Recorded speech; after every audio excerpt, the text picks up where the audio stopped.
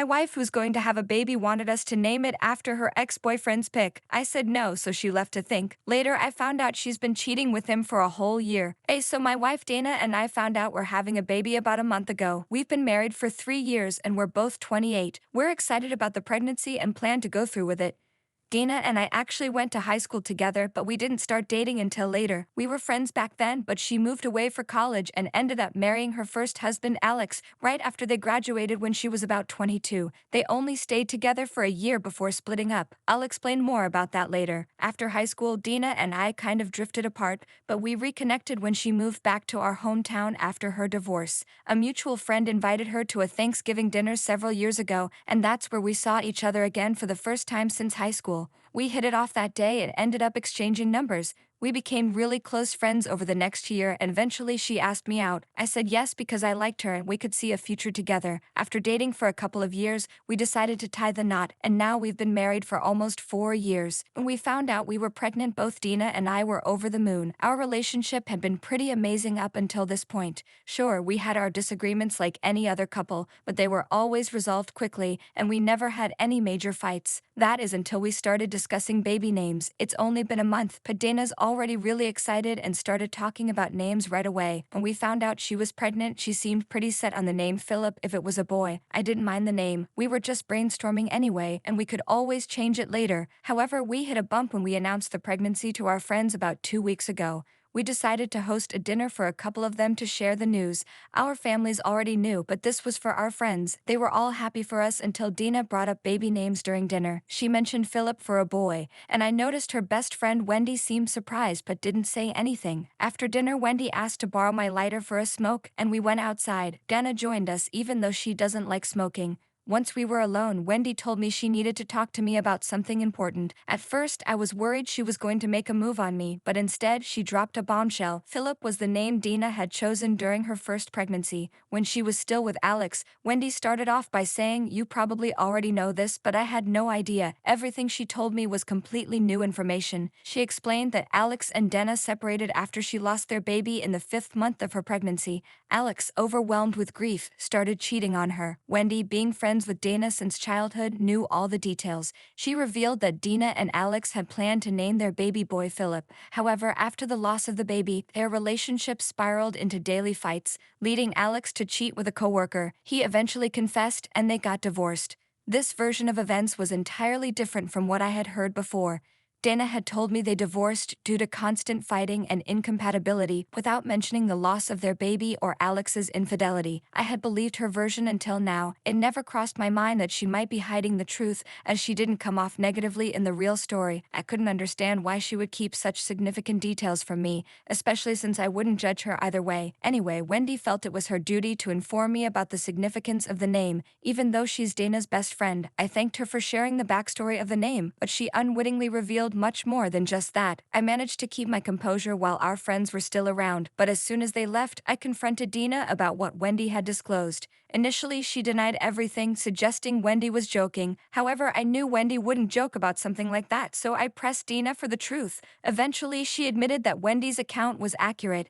Dana and Alex had separated because he cheated on her after the loss of their baby. Only a few family members and a couple of her friends knew about this, as she hadn't kept in touch with many people from our hometown during her time with Alex, except for Wendy. Most people here didn't know about her pregnancy or the loss of the baby because she didn't share it on social media. She explained that she left Alex and her old friends behind because staying there was too painful. Wendy had been aware of everything from the beginning, assuming that as our relationship progressed, I would learn about it too. However, due to the sensitive nature of the situation, it never came up, and I remained unaware until that day. Her family knew, but they were instructed not to share it with me because she didn't want me to know. She explained that it was deeply personal and a traumatic experience for her, which is why she never wanted to discuss it again.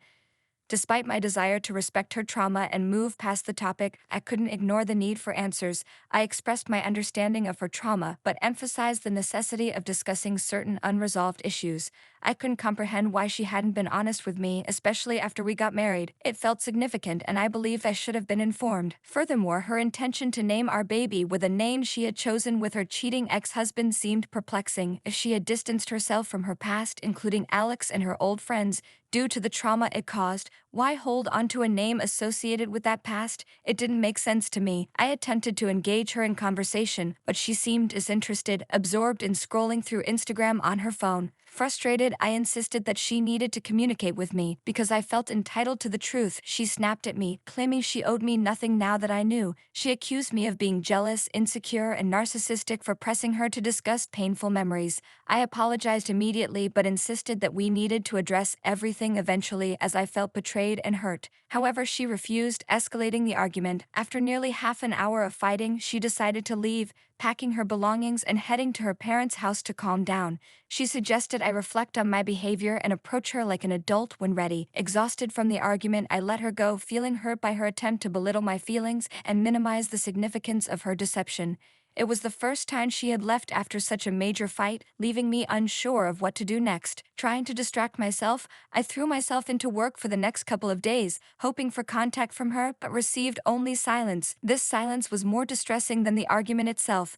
Desperate for resolution, I visited her parents' house about a week and a half ago seeking to talk to Dena. However, they informed me she wasn't there and asked me to leave, blaming me for causing their daughter pain and suggesting I was selfish for pressuring her to discuss matters she wasn't ready to address, despite the ordeal she had already endured. They also criticized me for not attempting to reach out to her in the days after she left, mentioning that she had been waiting for my call. When a whole day passed without hearing from me, she decided to go on an unplanned trip to clear her mind, and that's where she was. I pleaded with them to reveal her location, but they refused, stating they couldn't disclose it and advised me to contact her directly. Feeling humiliated, I returned home and decided to call her. Thankfully, she answered, but she still wouldn't disclose her whereabouts. While I didn't apologize during the call as I believed I hadn't acted improperly, I expressed my desire to talk things through. However, she informed me she wasn't ready to discuss matters yet. She mentioned she was reconsidering our relationship during her time alone and wasn't sure if she wanted to continue with me. She insisted her preference for the name Philip had nothing to do with her past marriage or pregnancy, dismissing my concerns and those of Wendy, whom she accused of stirring up trouble.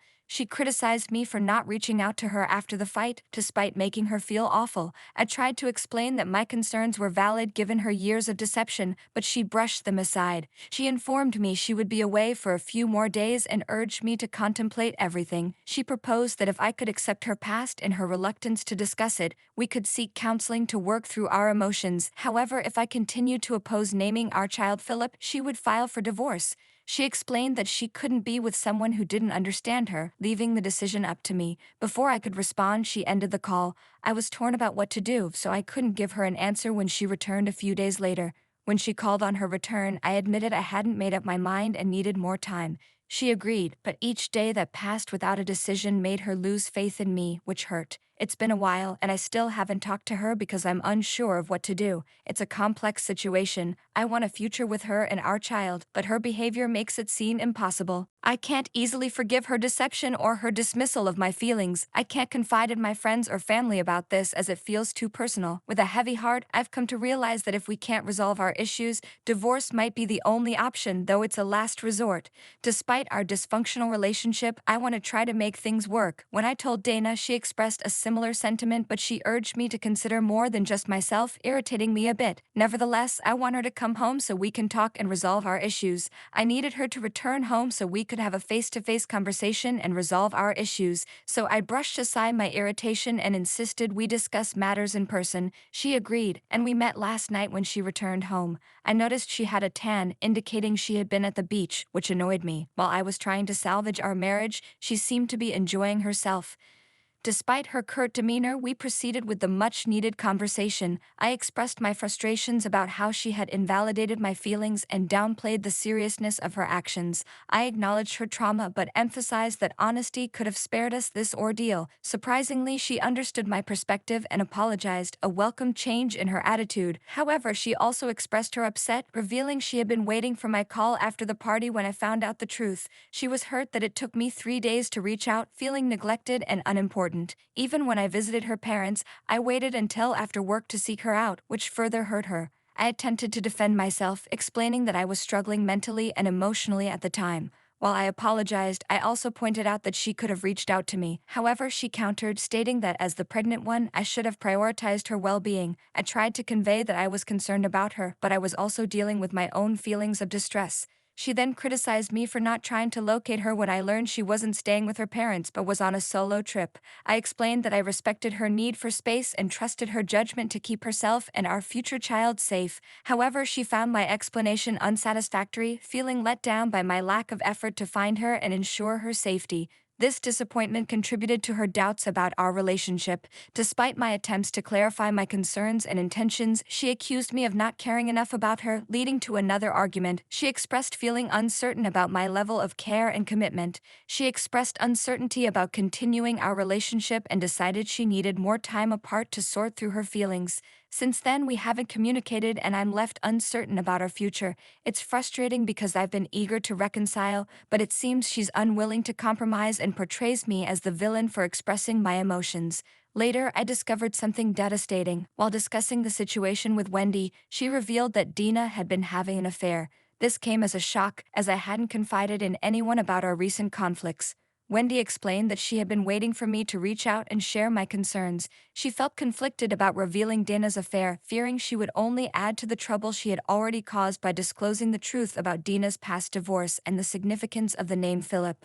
Wendy then showed me a picture Dena had posted on her Instagram story, which I hadn't seen due to her privacy settings. Since our argument, I couldn't comprehend why a simple picture of Dena lounging on the beach in a bikini caused such turmoil. It seemed harmless, with Dena wearing sunglasses and looking cool. However, Wendy noticed something peculiar, a cropped-out arm of another person lying on a nearby lounge chair. Wendy recognized a tattoo on the arm, identical to one Alex had. This detail, although minute, triggered alarm bells for both of us. Wendy even reached out to Dena, asking if it was Alex in the photo, but Dena's response, a motorcycle emoji, only fueled suspicion. Despite the pixelation of the image, the shape of the tattoo was unmistakable. Wendy tried to cast doubt on her interpretation to spare my feelings, but I couldn't shake the sinking feeling in my gut.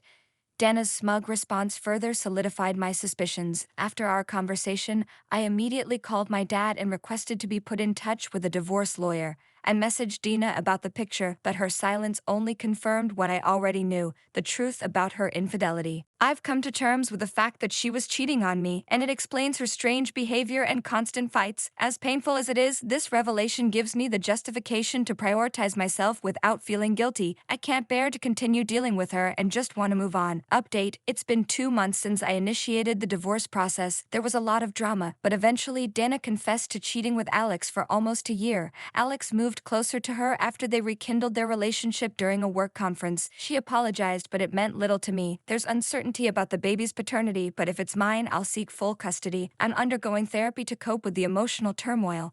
Thanks to everyone for their support. Update: the baby is mine, and I've been granted full custody. The divorce finalized without alimony for them. I'm slowly rebuilding my life without the chaos of a cheating wife. Thanks for all the support.